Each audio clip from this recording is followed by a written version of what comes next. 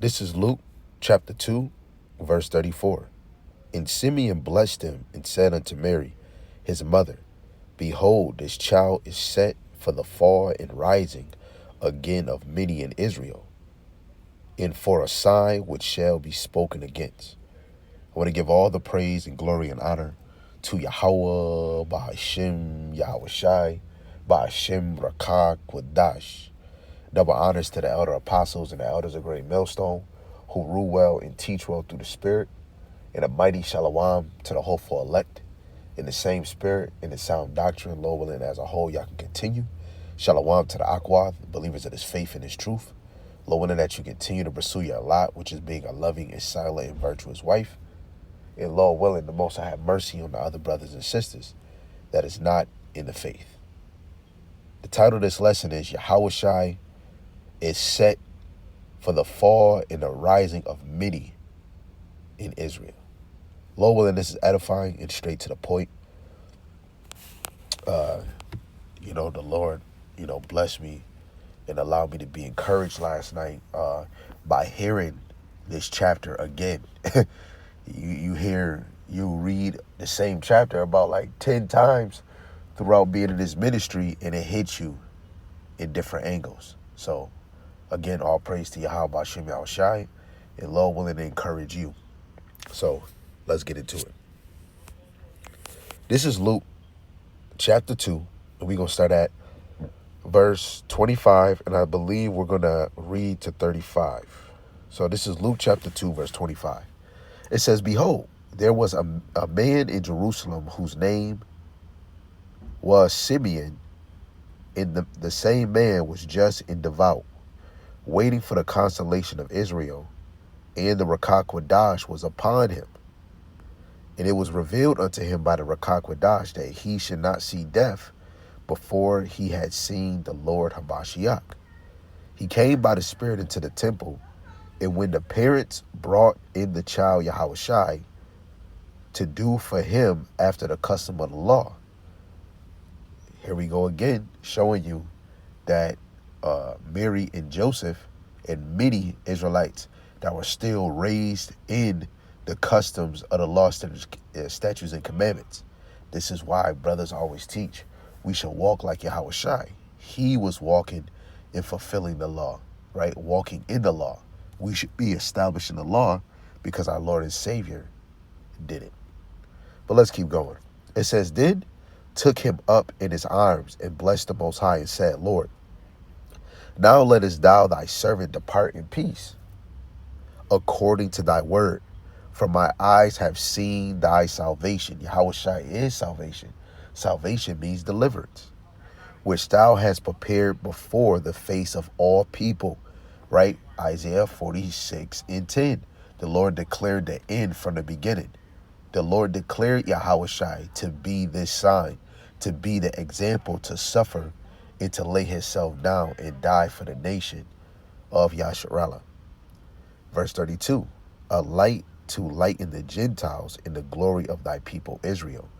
Now, we see two examples, Gentiles and the glory of the people Israel, because even in the time of Yahawashi, it was some that still followed the ways of the Lord, which was the law, statutes, and commandments. It just, Yahawashi is just now coming in the scene as a child, and then eventually his ministry started, I believe, at the age of 30. A light to lighten the Gentiles. First, the ministry is spoken and illuminated to the Israelites that are dispersed, because when Yahawashi goes up to the Father, and because those Jews at that time started with Judah, Benjamin, Levi, they wasn't receiving it. So now this ministry was going to be, the Jews was going to be jealous, because now the Gentiles was given the gospel, and they're going to be justified in this thing by faith, which later on is going to usher in this time period where Israel, even for the time of Rome, was scattered 4 corners of the earth, right? The northern kingdom, even some of the southern kingdom. But then, in the time we are now, all the 12 tribes are scattered 4 corners of the earth. And Joseph and his mother marvel at those things which were spoken of him.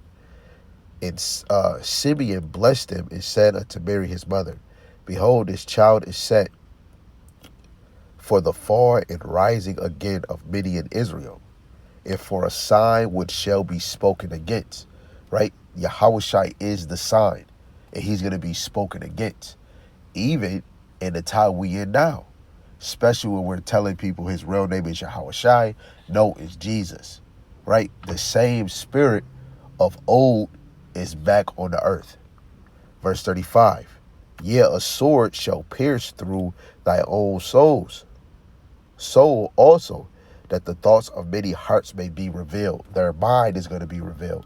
So we're going to know who's going to fall, starting with the Pharisees and Sadducees, because Yahushua was a stumbling block. And we're going to know the heart of those which is of the elect, because this whole ministry is a gathering, right? We might get good and bad, but when Yahushua come, he's going to deliver the elect, right? So when we even deal with the point of where it said, set for the fall and rising again of many in Israel, but we're going to just deal with the set for a fall again of many in Israel, because there's a difference from rise and there's a difference from fall. So let's deal with the point of set for the fall for many in Israel, because Yahushua became a stumbling stone to many Israelites who rejected him. They stumbled at Yahushua. And they stumbled really when you go back to the law, to the Psalms, and to the prophets. Instead of receiving him as the Hamashiach, many fell into unbelief. Even Paul said he was ignorant in unbelief, right? So now,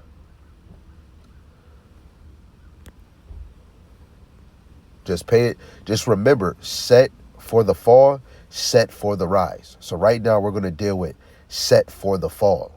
Set for the fall of many in Israel. Let's go to the book of Isaiah, the 8th chapter, in verse 14. Pay close attention.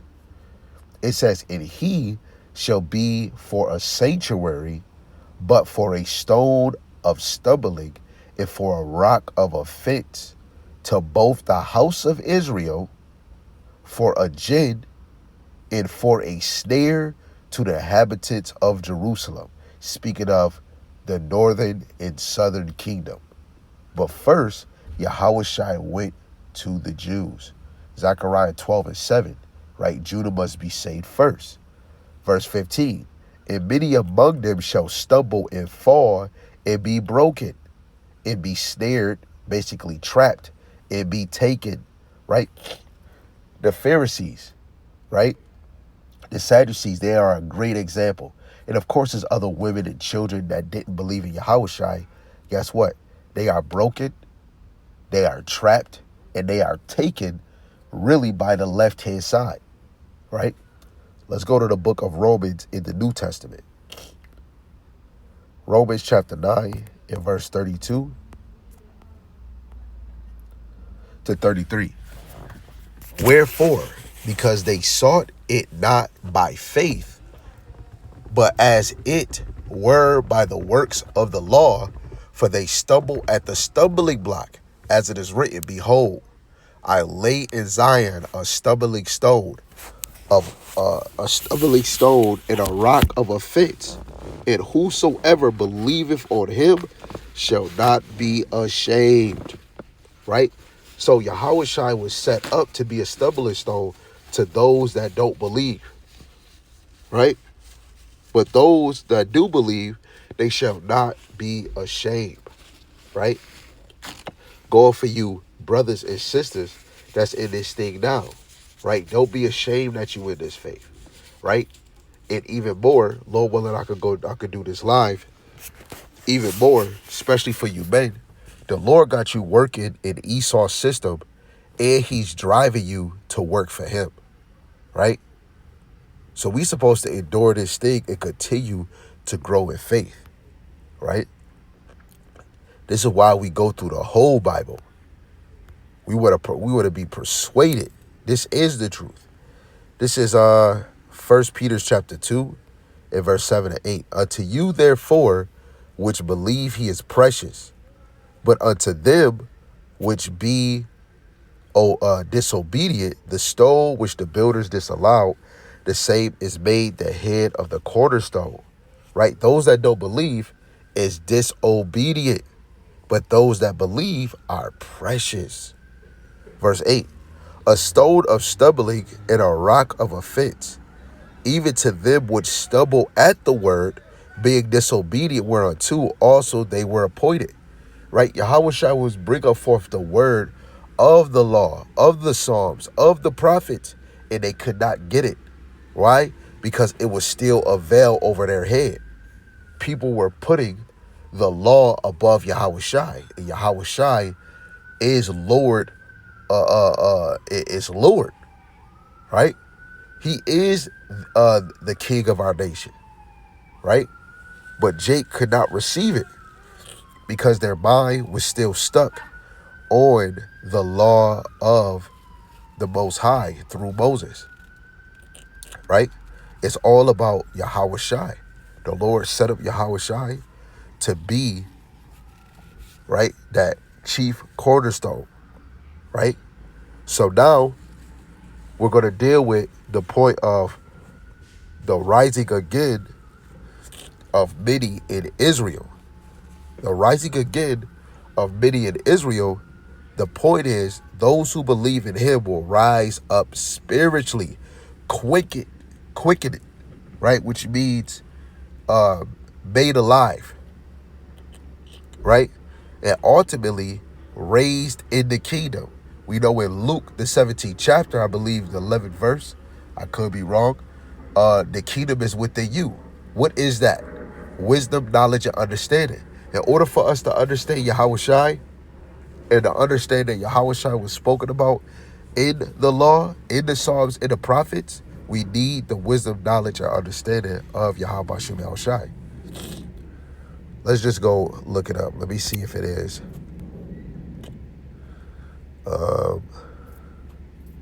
It's 21. Salaki. I said verse 11 is 21.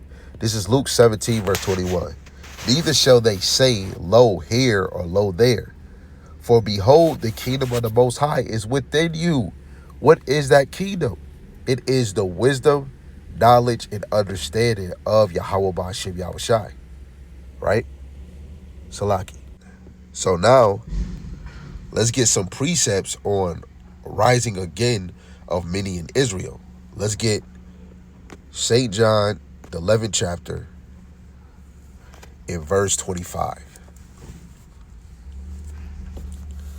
And this is what it reads. It says, Yahawashi said unto her, I am the resurrection and the life. He that believeth in me, though he were dead, yet shall he live. Right? Let's read that again. Yahawashi, let's actually start up at 23. Yahawashi saith unto her, thy brother shall rise again, speaking about Lazarus. Martha saith unto him, I know that he shall rise again in the resurrection at the last day. Yahawashi said unto her, I am the resurrection. Right? And this is the elect gonna get resurrected through Yahawashi. And the life, St. John 14:6. He that believeth in me, though he were dead, we just spoke on coming in this thing, you have to be spiritually raised up, basically quickened, made alive. Yet shall he live. How are we going to live again? The Spirit of the Lord is quickening, is a quickening spirit. Whosoever liveth and believeth in me shall never die. Believest thou this? Now, let me just go over to St. John 6:63. Look what it says. It says, it is the spirit that quickeneth. That means to make alive. The flesh profiteth nothing. The words that I speak unto you, they are spirit and they are life. Let's go to that word quickeneth. Right? These words is life. They're going to make us alive. Strong's G 2227, Zoa Poieo. Zoa Poieo. right? In the biblical usage is to produce alive, begot, bear, living, young, to cause to live, make alive, give life, right? To restore the life, right? To give increase of life, right?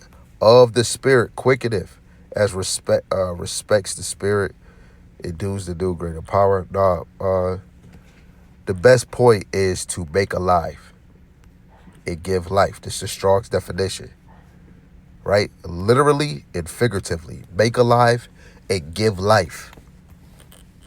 That's what that spirit, when we just looked at Simeon, the Rakakwadash was within him. So now let's go to Ephesians, the 2nd chapter, in verse 5 and 6. It says, even when we were dead in sins, have quickeneth us together with Hamashiach, made us alive, give life. By grace ye are saved, by favor, which is really to the elect. And he have raised us up together and made us sit together in heavenly places in Hamashiach YAHAWASHI. Right? Let's keep it going. Right? We are quickening and raised together with YAHAWASHI. This is spiritually, right? Let's go to Acts, the 13th chapter, and let's go to verse 38 and 39. This is what it reads. It says, be it known unto you, therefore, men and brethren, that through this man is preached unto you the forgiveness of sins. Right? Forgiveness of sins. We're pardoned for our sins. Pardon means forgiven. And by him, all that believe are justified from all things. Right? It is by believing, which goes back to faith, for which ye could not be justified by the law of Moses. Right? We couldn't, because this veiled body. That does not mean don't do the law. Don't establish it. Don't try to do it to the best of your ability. Right? But us trying to be justified by our own works, seek righteousness by our own work. No, that's why the Lord brought YAHAWASHI, his son, so that we can receive righteousness through faith in his son. The spirit of the Lord, the Rakakwadash, is going to move you to things that's pleasing unto the Lord. Now, as soon as you come in this thing, right away, everything changed. No, it's levels to it. Because even the spirit within you wants to try you. Right? Let's go to Wisdom of Solomon. I believe it's the 7th chapter. There's so many points in the 7th chapter.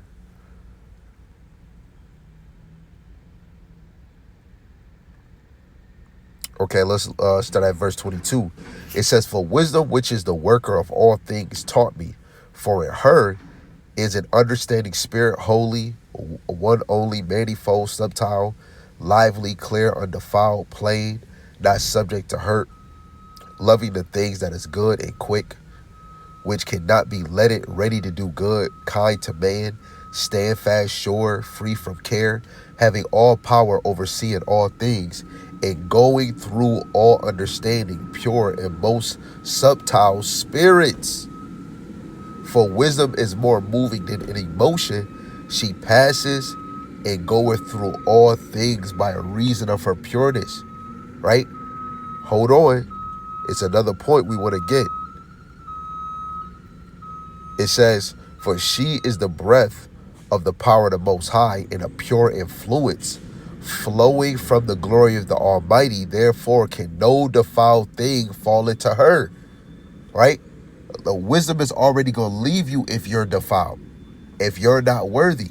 I don't know if you ever seen the movie King Arthur, or Marlin, when the dude had to take the sword out the stone. Some of us is not capable of taking that sword out of the stone. That's why it's a moving motion and it passed through of her pureness. If you're not pure, you ain't getting it. That's why even in Sirach 6, I think around verse 30, it says, those that are unlearned, or wisdom is unpleasant to those that are unlearned, right? How much more you that are defiled, right? So let's get back. So again, let me read Acts 13 and 39. By him, all that believe are justified from all things. We have to believe in YAHAWASHI. Excuse me, you hear brothers always say this, but to believe in the Savior, you have to believe in his name. Just like how you believe Jesus this, Jesus that, or you say, hey, Jesus was created in 1524, right? So his name is Yeshua. And somebody tell you no, that's modern Hebrew, because modern Hebrew or Yiddish is pushed more than that Paleo Hebrew, that ancient tongue, right? Because the Lord removed that from his children. Now we getting that back. We all need to accept correction. So the correction is that you have to believe in the Son first by his name.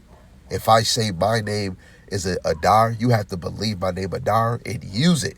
Hey, brother Adar, don't call me something else that I didn't give to you to call me by, right? So this name was given to the disciples at that time, because what we're reading now, this is a time before us. So let's dive in to the time that they were in. When Yahawashi came out the womb of Mary, Mary and Joseph was walking and following the law. We already see the customs of the law. He was about to be circumcised the 8th day. So she followed the law. So they were speaking Hebrew. So what was the name Gabriel gave him? YAHAWASHI. That lines up with Joshua and the grandson of Sirach, right? So by him, all that believe are justified from all things from which ye could not be justified by the law of Moses. The Pharisees and Sadducees and other men, women, and other children could not understand that. That's why YAHAWASHI was a stumbling block. That means they really wasn't learning anything in the law, because the law and the Psalms and the prophets spoke heavily about YAHAWASHI. Salaki. So another point in Luke, the second chapter, verse 34, is the last sentence where it says, and for a sign which shall be spoken against, which means his whole ministry, which is a sign, sacrifice, sign, and resurrection would be opposed. Israel was divided. Some accepted him, others rejected him, right? And Israel at that time that he went out to was the Jews, starting with Judah. Let's just go to the Old Testament and show that. Zechariah 12 and 7.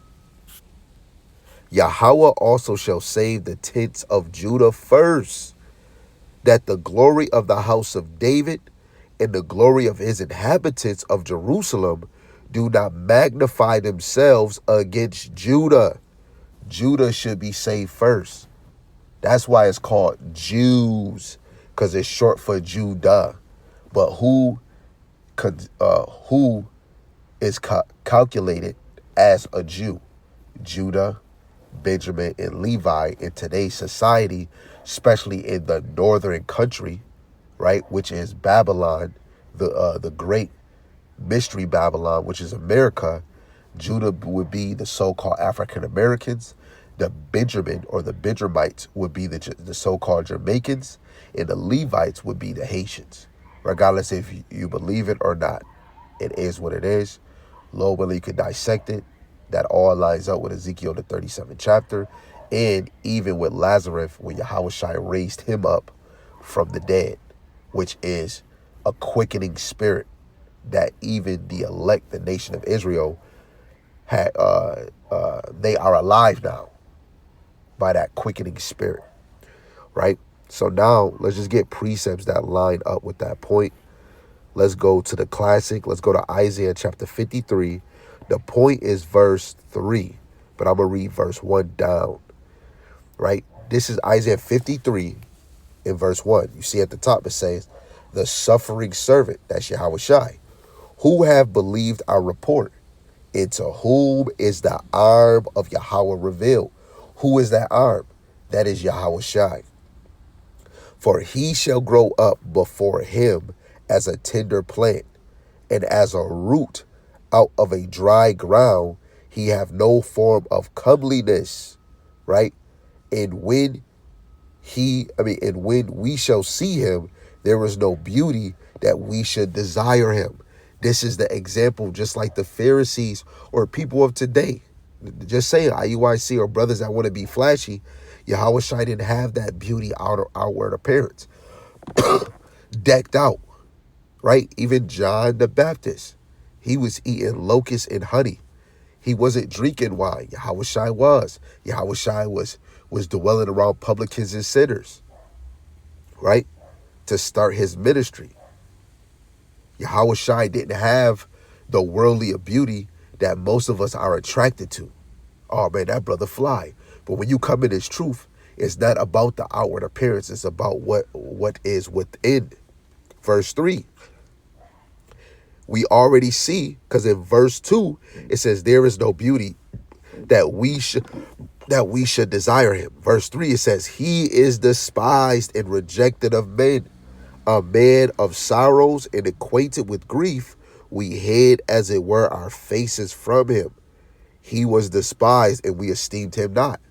Everybody didn't want to come hear the words of Yahawashi. Those that believe, and then you had some that was curious. When we go to Luke, the 10th chapter, even when we go into the 70 disciples, all of them left, but the 12 remained, and one of the 12 was a devil. Right? Because that was their lot. Because in the 12, outside of Judas, is the example the Lord is only dealing with a few. He's not dealing with the many. Right? Call YAHAWASHI YAHAWASHI. So, like, let's get Isaiah, the 20th chapter, in verse 17. Wait, Salaki. I'm over here excited. Salaki family, Salaki. This is Luke chapter 20 and verse 17. And I'll start at 15. It says, so they cast him out of the vineyard and killed him. What therefore shall the Lord of the vineyard do unto them? This is Yahawashi through the Spirit questioning the apostles, because he's speaking about them. He shall come and destroy these husbandmen, which is the so-called leaders, right? And shall give the vineyard to others, which is the new leaders that are moving in meekness, that are through the Spirit moving in Matthew, the 5th chapter, verse 3 down to 13 or 12, right? Poor in spirit, peacemakers, mourning, right? They getting persecuted, so on and so on, right? It says, and when they heard it, they said, God forbid. And he beheld him and said, what is this then that is written? The stone which the builders rejected, the same is become the head of the corner. Whosoever shall fall upon the stone shall be broken, but whosoever it shall fall, it will grind him to powder. Remember the verse, Luke 2:34, right? Because of Yahawashi, it's going to be many that let me actually get it. Let's not butcher it, man. Let's not butcher that verse, man. Let's go to Luke 2:34. Let's read it again.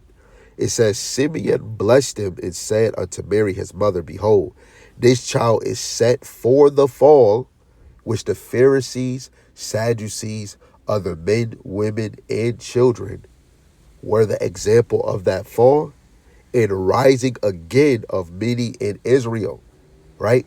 The disciples, a lot of them, Yahawashi called, come follow me. Paul persecuted the church. Why thou persecutest me, right? And then Paul, he even said that he was ignorant of unbelief. Now he was fervent in the ministry. Peter denied Yahawashi, but came back in the faith even harder to strengthen his brethren, right? It is really the few that are actually going to rise. The many is the elect. But you're going to have some that might not even be of the elect that are curious, right? Because, of course, you're going to, like it say in 1 Peter 4:17, judgment is going to happen first in the house of the Most High, which is those that's claiming the name of the Lord or claiming that they're Hebrew Israelite, that this is the truth, right? And if they're falsely in this thing, falsely a believer, right, judgment gonna hit them first. Then those that don't even obey the gospel, don't even know it, of our nation gonna be destroyed, right? So, like, this is another point I want to get. Let's go to the book of Acts, the 28th chapter. I want to read this in the NLT. You could definitely, you know what, I'm going to put the KJV and the NLT on the screen. I'm going to start at verse 13, and I'm going to read to 24. So this is Acts chapter 28, verse 13. For there we sailed across, Salaki, let me make sure this is the one I want.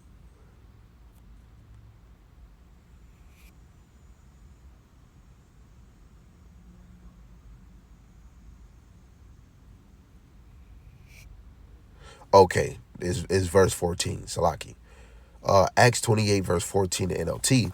It says, there we found some believers who invited us to spend a week with them, and so we came to Rome. And the brothers and sisters in Rome, brothers and sisters in Rome, these is talking about Israelites that are in Rome. Again, even when you go to James 1:1, greetings to the 12 tribes scattered abroad, right?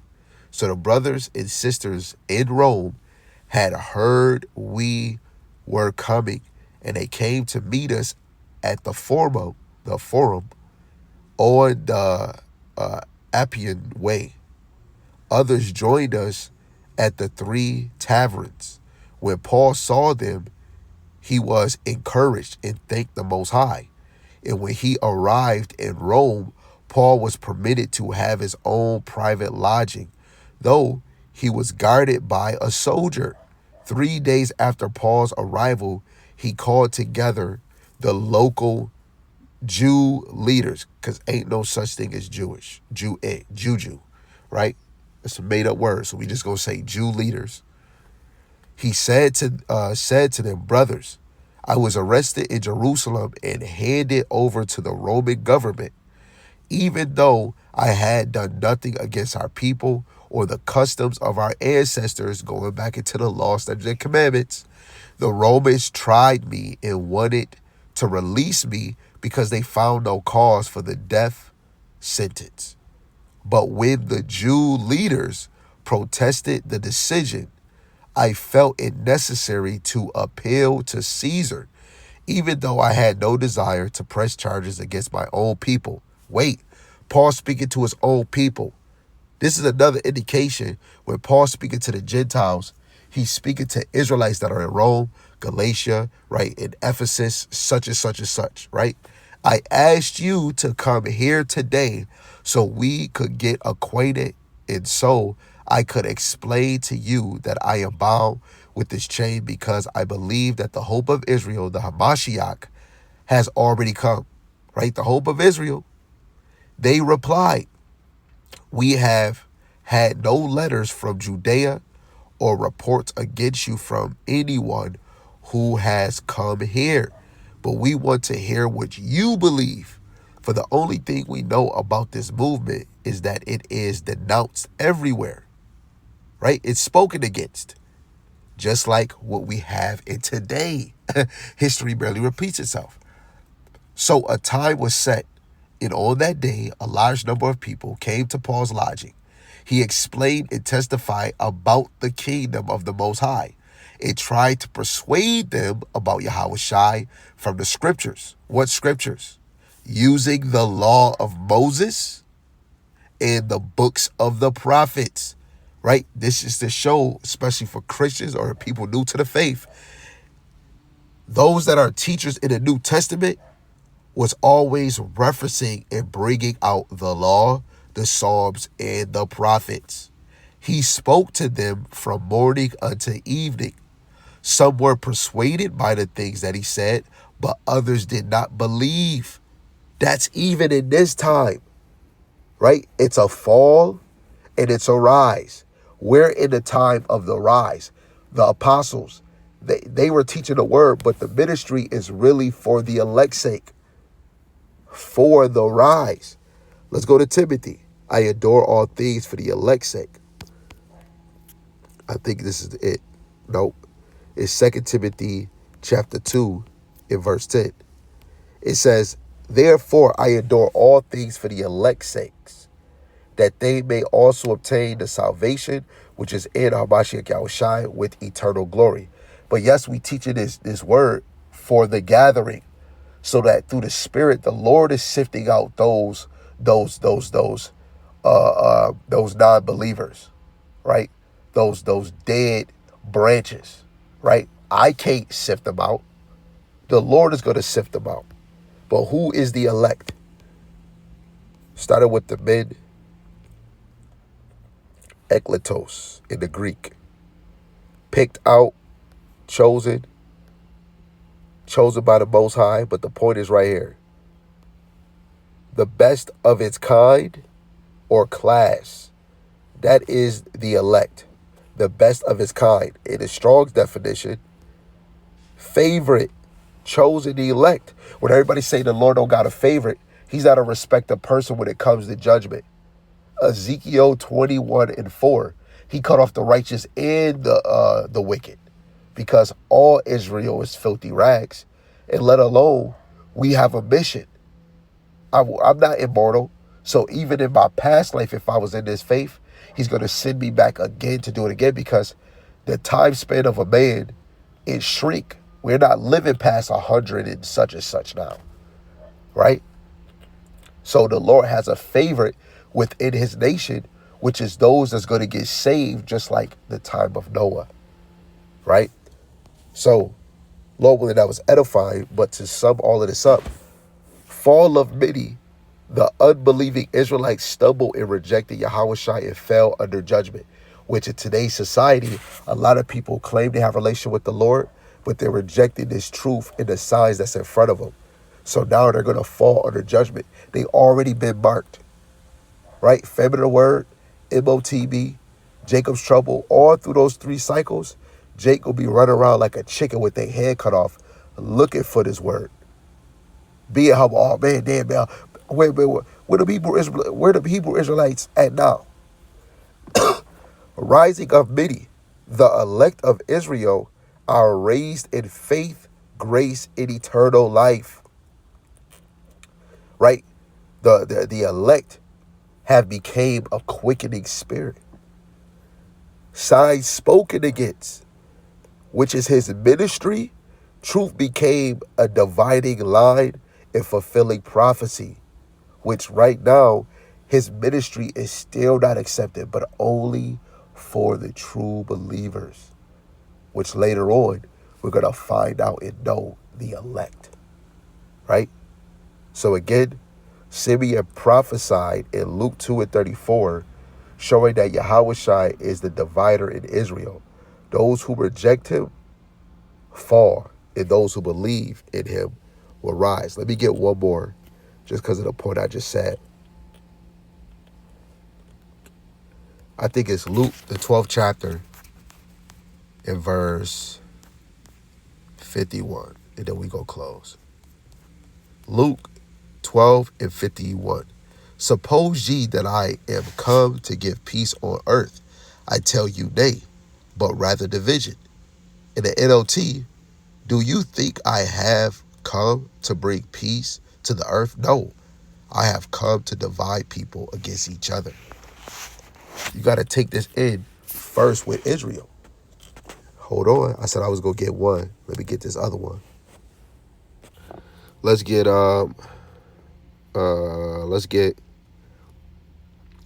2 Samuel, the 3rd chapter, verse 1. In the KJV, it says, now there was long war between the house of Saul and the house of David. But David waxed stronger and stronger, and the house of Saul waxed weaker and weaker. This is synonymous with the elect in the 2/3, right? The Lord is dividing the nation of Israel again, but really between the unbelieving and the believing, the elect from the 2/3, right? So, want to give all praises, glory, and honor to Yahweh Ba'ashem Yahawashi, Ba'ashem Rakakwadash, Brakati Yahweh, Brakati Yahawashi. Double honors to the elder apostles and the elders of Great Millstone who rule well and teach well through the Spirit. A mighty shalom to the hopeful elect in the same Spirit, Lord willing that y'all all as a whole continue in sound doctrine in the same Spirit. Shalom to the Akwath, believers of the faith and His truth. Lord willing you continue to pursue your lot, which is being a loving and silent and virtuous wife. And Lord willing the Most have mercy on the other brothers and sisters that's not in the faith. With that, shalom, shalom, abba, abba.